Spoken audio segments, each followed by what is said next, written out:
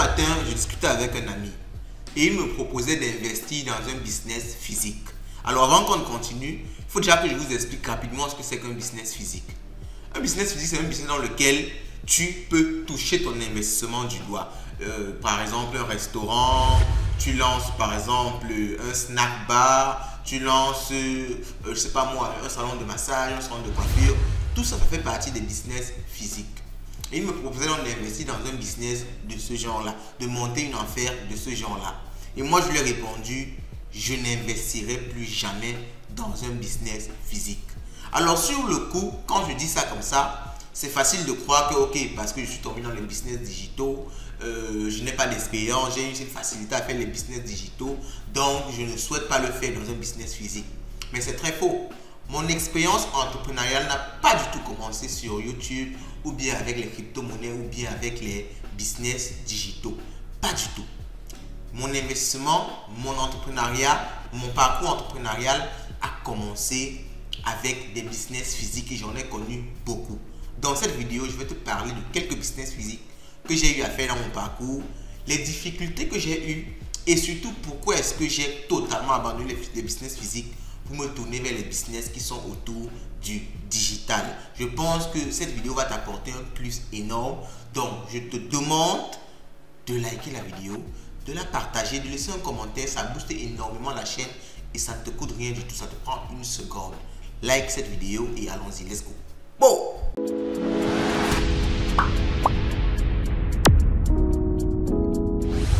J'ai connu pas mal de business physiques dans ma vie.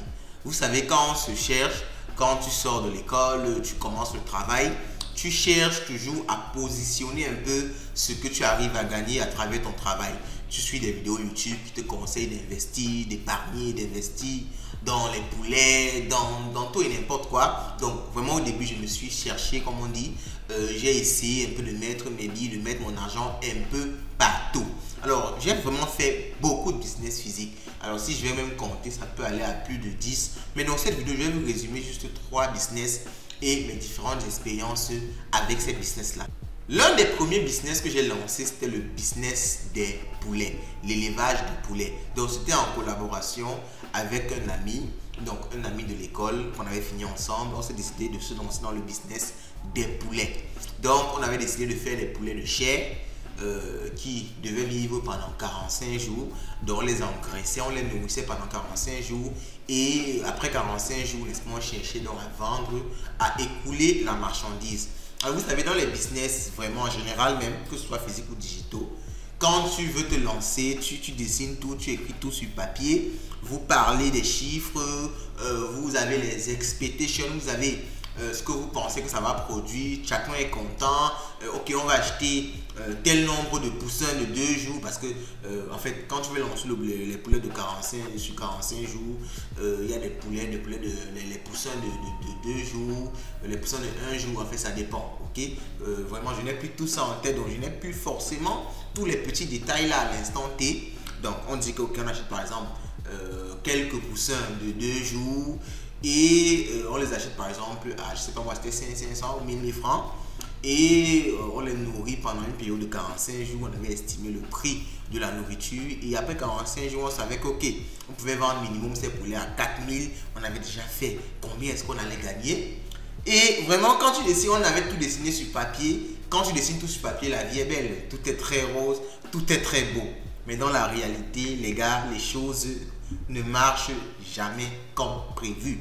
Et certes, on avait aussi quand même eu une certaine marge en se disant que ok, si ça ne marche pas comme prévu, voici ce qu'on pourra faire. On va perdre tellement, on pourra toujours gagner au moins ceci. Mais les gars, dans le pire des cas, cherchez le pire des cas encore. On a lancé le business, on a acheté les poussins, on a commencé l'élevage. Alors, on a acheté un certain nombre de poussins, on a commencé l'élevage. Et sur les 45 jours, on a eu un taux de mortalité des poussins énorme, incroyable. Chaque jour, il y avait au moins 1 à 2 morts de poulets. Donc, ce qu'on n'avait pas du tout estimé, on savait que, ok, ce qui est sur 45 jours, chaque semaine, il peut avoir au trop 2 morts. C'est ce qu'on se disait. Pourtant, il y avait des morts chaque jour.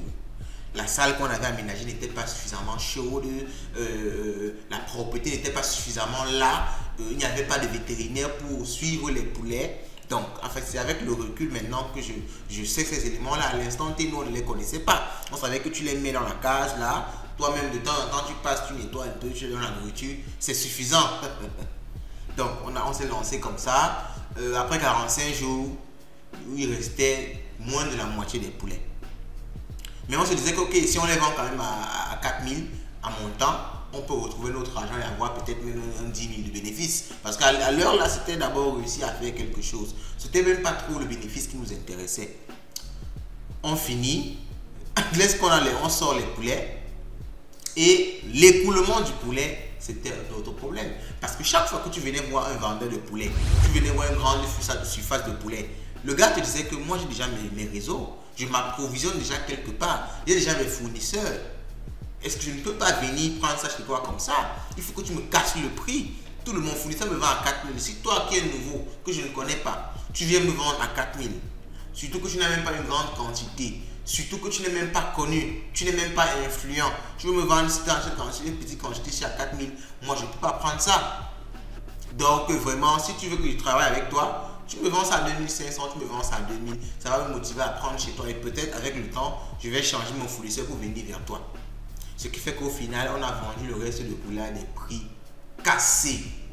On a perdu tout notre capital, ça nous a découragé totalement. Donc c'était une de mes premières expériences, n'est-ce pas, dans le business comme ça, avec la vente de poulet. Et cette fois-là, j'ai perdu mon capital, j'ai perdu tout ce que j'avais.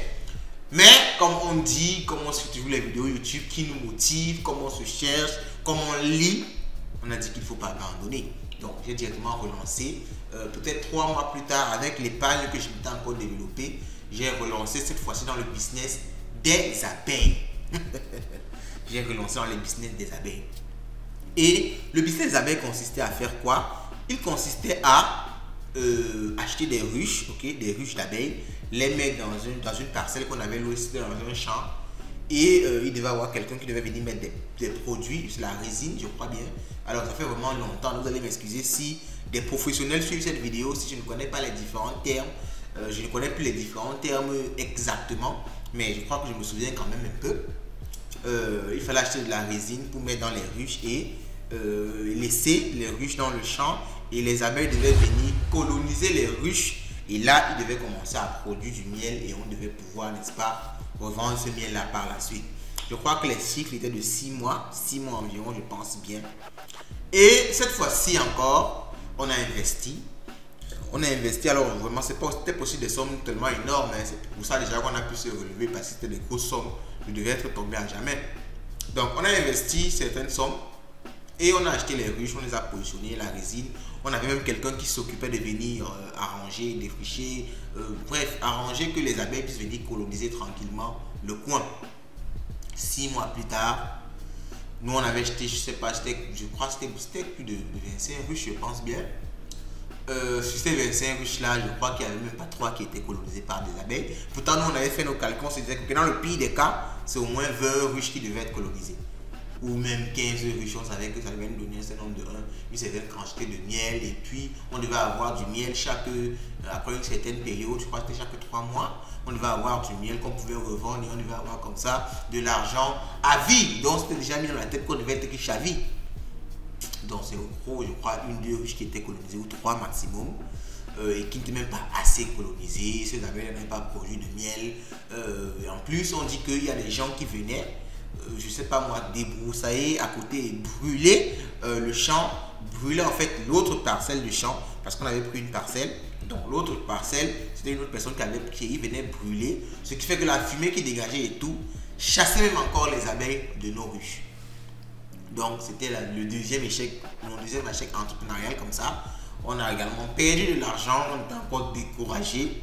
Et vraiment, moi, à ce moment-là, j'étais déjà vraiment de plus en plus découragé. Alors, je vous saute comme ça des business à différentes étapes. Comme je vous ai dit, entre-temps, il y a eu beaucoup d'autres business que j'ai lancés, entre guillemets. Mais avec celui-ci encore, c'était un échec. Je vous parle vraiment de... J'ai juste choisi 3. Mais il y a eu beaucoup d'autres échecs. Parce que si je dois raconter tout ça, la vidéo sera tellement longue. Donc, je prends un peu les éléments les plus marquants. Donc, avec ça, on a encore eu un échec. Bon, je dis on a eu parce que en général, je me lançais toujours avec des amis. Et je crois qu'à la fin de la vidéo, je vais vous dire même que c'est une des raisons pour lesquelles je n'ai pas totalement réussi mes business physiques, parce que je n'étais pas forcément là, parce que moi je travaillais. Donc je n'étais pas forcément moi là même sur le terrain chaque jour en train de défricher, en train de mettre les ruches. Et je pense que c'est un élément qui a beaucoup joué dans ma défaite, en fait, dans ma perte dans beaucoup de business physiques. Parce que tu envoies juste de l'argent, tu envoies juste des photos de temps à autre, que tu n'es pas là sur place, tu ne touches pas les réalités sur place. Si on te trompe même, tu ne peux pas savoir réellement. Donc je crois que ces problèmes-là, certaines personnes qui sont en Occident, c'est le même problème-là, parce que tu lances un chantier, tu lances un business au pays, tu envoies juste de l'argent, tu n'es pas là sur place, tu ne touches pas la réalité sur place, et après ça ne marche pas. Donc d'une part aussi, c'était ma responsabilité, parce que je n'étais pas assez présent, mais bon, je devais aussi travailler entre guillemets. Mais bon, je ne me reproche pas trop, parce que ça fait partie du parcours. Si tu ne perds pas comme ça, tu ne peux pas savoir comment mieux te positionner par la suite. Alors, le troisième business, alors je me suis dit à ce moment-là que ok, je vais un peu laisser tout ce qui est champ, tout ce qui est agriculture, tout ce qui est élevage, je vais un peu laisser ça, parce que j'ai aussi fait un peu d'agriculture. Je ne vais pas vous raconter ça ici. Je vais aller dans quelque chose de totalement nouveau, ok? Et je me suis dit que je vais aller dans l'organisation des soirées. Donc, le business n'était pas très compliqué, c'est on organise des soirées, on se développe un carnet d'adresses, on prend des enfants, parce que bon, à l'époque là on prend des enfants de riches, entre guillemets, qui étaient capables de venir payer des vins, des whisky, des bières à certains prix dans les soirées. Et ce qui me plaisait avec ce business là, je vais vous expliquer, c'était quoi? C'était le fait que tu sais que ok, la soirée va se passer en un jour, le lendemain tu vas récupérer ton argent avec tes bénéfices. C'était pas un truc qu'on te racontait que tu vas faire 6 mois, 8 mois, un peu comme avec les business précédents. C'est un truc du genre, ok, vous organisez la soirée peut-être pendant 2 semaines. Et le jour de la soirée, les gens vont venir, ils vont consommer, ils vont manger, ils vont dépenser dans les billets d'invitation. Et tu sais que à la fin de la soirée, la nuit ou le matin de la soirée, vous faites les bilans. Chacun qui a investi pour l'organisation de la soirée récupère son argent avec les bénéfices. C'est comme ça qu'on organise une soirée, on se cotise pour organiser la soirée. Et en fait, c'était toujours travail, comme je vous ai dit. Donc, je n'étais pas vraiment, encore une fois de plus, directement impliqué dans l'organisation de la soirée. Donc, je ne partais pas directement louer la salle. Alors, quand je dis aussi que je n'étais pas impliqué, c'est aussi un peu abusé, parce que j'étais vraiment au courant de tout ce qui se passait, parce que j'appelais, on causait dans un groupe, donc j'étais vraiment au courant de tout, mais je n'étais pas impliqué sur le plan physique, parce que je travaillais, je ne pouvais pas aller moi-même louer la salle, je ne pouvais pas aller moi-même faire ceci, donc c'était avec les collaborateurs qu'on faisait ça. Donc, on se cotise, on donne l'argent à un collaborateur d'aller louer la salle, il va, il loue la salle, et on organise, on programme le jour de la fête, ok? Et on avait calculé le jour de la fête. Le jour de la fête devait tomber le jour des résultats du bac. Et on s'était dit donc, ok, le jour des résultats du bac, parce qu'on avait une personne à l'intérieur d'un établissement de riches, ok? Donc on savait qu'on utilisait cette personne-là pour pouvoir prendre ses amis, prendre ses connaissances, pour dire qu'il organise une fête par rapport, n'est-ce pas, au résultat du bac pour célébrer. On savait que, ok, forcément, surtout ces personnes toutes les classes de terminale dans l'établissement là, ils devaient avoir au moins 50 invités. On avait déjà fait un planning comme ça. Et on savait que, ok, 50 invités, si chacun achète même seulement une bière, on devait se retrouver à 500 000, on avait divisé. Donc, moi, je savais que j'ai investi tel, le matin, je vais me retrouver avec carrément la somme que j'ai investie plus 50%. Donc, c'était très alléchant. Donc, c'est comme ça qu'on lance le business. Et le jour de la fête, celui-même qui devait amener ses amis a échoué le bac. Donc le gars était totalement découragé. Il n'est pas parti à la fête, il n'a plus motivé ses amis à venir à la fête. On s'est retrouvé à une salle louée cher, presque vide. Celui qui a loué la salle ne pouvait vraiment pas du tout nous rembourser, donc on était encore perdant. Je vous ai raconté comme ça globalement quelques expériences que j'ai eues dans les business physiques. Si vous avez aussi eu des expériences, vous pouvez laisser ça en commentaire. Et je pense qu'on va rire un peu de tout ça entre nous, parce que bon, ce sont des expériences, ça fait partie du parcours. C'est pas quelque chose que tu peux franchement éviter, parce que l'expérience ne s'achète pas, ça se construit, ça se vit. Donc face à tous ces business physiques là, j'ai pu retenir quelques éléments concernant les business physiques, et je vais partager avec vous maintenant. La première leçon que j'ai pu retenir concernant les business physiques, c'est déjà qu'il faut avoir beaucoup de temps. C'est un truc qui occupe. C'est pas un truc passif où tu vas rester là, l'argent va travailler pour toi, jamais. Si tu lances un élevage, tu lances la culture, il faut que tu sois souvent sur le champ. Même chaque fois, autant que possible, surtout dans les débuts, pour avoir toi-même connaissance parfaite de tout ce qui se passe. Et de façon à ce que même quand tu perds, tu sais comment te relever. Okay? Il faut que toi-même tu sois sur le champ, tu vives les réalités, tu sais que quand on met une bûche ici, ça ne marche pas. Quand on fait ceci là, ça ne marche pas.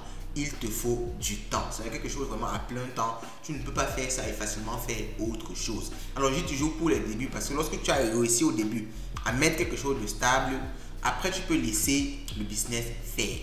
Alors, après, il y a un problème de restriction géographique.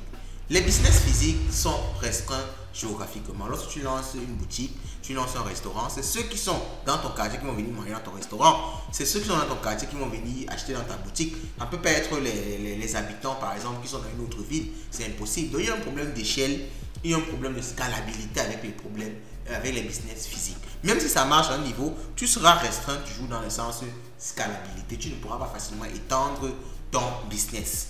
Et aussi, avec les business physiques, il y a un problème de capital. Tu ne peux pas te lancer un business physique avec zéro capital ou bien avec 10 000 de capital. C'est extrêmement difficile. En général, tu vas perdre ton argent. Si tu lances avec 100 000, tu vas perdre ton argent. Par exemple, avec le business des poulets tout à l'heure, lorsqu'on avait atteint les 45 jours, on n'avait plus d'argent pour acheter la nourriture. Donc, certains poulets mouraient même pas parce qu'ils étaient mal entretenus sur le plan sanitaire, mais parce qu'ils n'avaient pas à manger. Aussi simplement que ça. Donc, vous voyez, il faut souvent un costaud capital pour pouvoir survivre même le temps que le business se lance et se stabilise. Donc, il faut un capital important.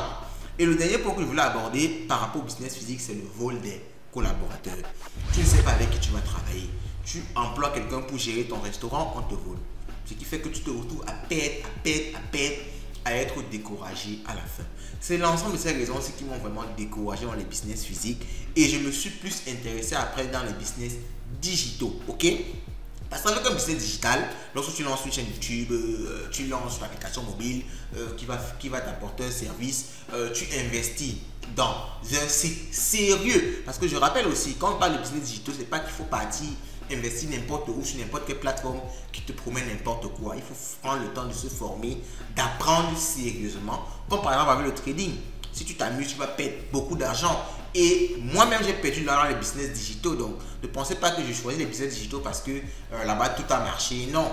Là-bas, j'ai également perdu beaucoup d'argent parce que je n'étais pas assez formé. Je n'étais pas assez cultivé. Je n'avais pas suffisamment appris. Mais quand tu fais suffisamment ça, les business physiques sont vraiment beaucoup plus accessibles parce que tu n'as pas besoin tellement de capital pour lancer par exemple une chaîne YouTube. Tu n'as pas besoin des millions. Non, tu as 50 000, tu peux acheter une caméra, tu peux acheter, bon c'est vrai qu'une bonne caméra 50 000 c'est quand même trop dit. Il faut quand même au moins 100, 200 000 pour acheter une bonne caméra, une machine, de l'éclairage, avoir quand même une enceinte où tu peux produire des vidéos. Donc il faut quand même un certain minimum. Mais comparé à un business fini comme un restaurant, tu vas investir beaucoup moins. Et avec le business digital, tu as un impact, une échelle plus intéressante. Ok? Celui qui me voit actuellement aussi n'a pas besoin d'être dans mon quartier, n'a pas besoin d'être dans ma ville, n'a même pas besoin d'être dans mon pays. Ce qui fait que l'impact, la scalabilité est beaucoup plus importante. Il suffit par exemple que je produise 2 fois plus de vidéos et je pourrais avoir beaucoup plus d'abonnés. Donc vous comprenez qu'avec le business digital, il y a un effet de scalabilité qui est beaucoup plus important. Et il y a aussi un élément avec les business digitaux, c'est le fait que tu fais confiance. Ok? Entre guillemets, c'est bien, d'une autre part, c'est pas bien. C'est bien parce que ça t'enlève cet aspect travail à tout moment. Il y a une certaine passivité du temps. Tu n'as pas besoin de mettre ton temps à chaque fois. Donc, si j'ai produit une vidéo, la vidéo va rester travailler pour moi par la suite. Je ne vais plus venir là, chaque fois que quelqu'un voit la vidéo, je vais plus venir travailler.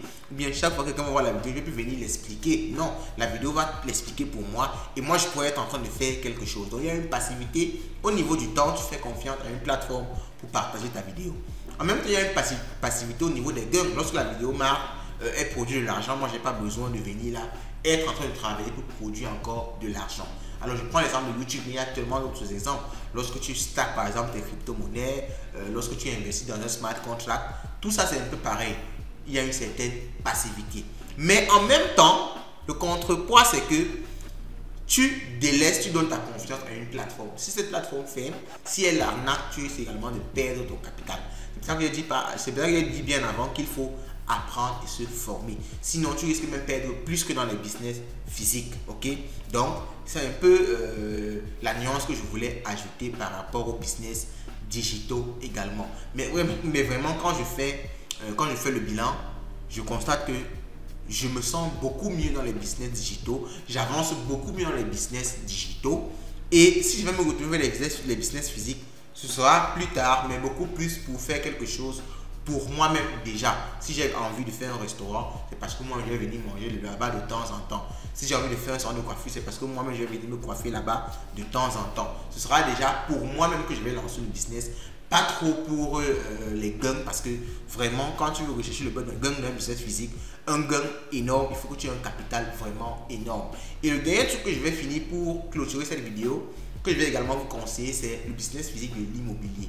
C'est le seul business physique que moi actuellement je trouve intéressant, parce que ça c'est un business physique mais qui a des éléments des business digitaux, qui a des avantages des business digitaux. Parce que lorsque tu es dans l'immobilier, tu achètes un terrain, tu achètes une maison, tu construis une maison, tu vas avoir une certaine passivité lorsque tu regardes le terrain va prendre la valeur de lui-même. Tu as une maison que tu peux louer, tu n'as pas besoin d'être là pour que ton agent elle soit là, tu attends juste la fin du mois, tu touches tes loyers. Donc là, il y a une certaine passivité qui se crée, et en plus tu développes ton patrimoine que tu pourras confier à tes enfants après, patrimoine que tu pourras vendre après, patrimoine qui est là en dur, ça ne peut pas disparaître facilement, tu ne peux pas facilement perdre. Donc c'est vraiment l'élément aussi qui m'intéresse beaucoup dans le business de l'immobilier, et c'est ça que moi je peux conseiller actuellement à toute personne qui veut se lancer dans les business physiques. Mais sinon, pour ma part, comme je l'ai dit au début, je ne ferai plus jamais un business physique à part l'immobilier. Dites-moi ce que vous pensez de la vidéo en commentaire, et on se dit à la prochaine. Ciao.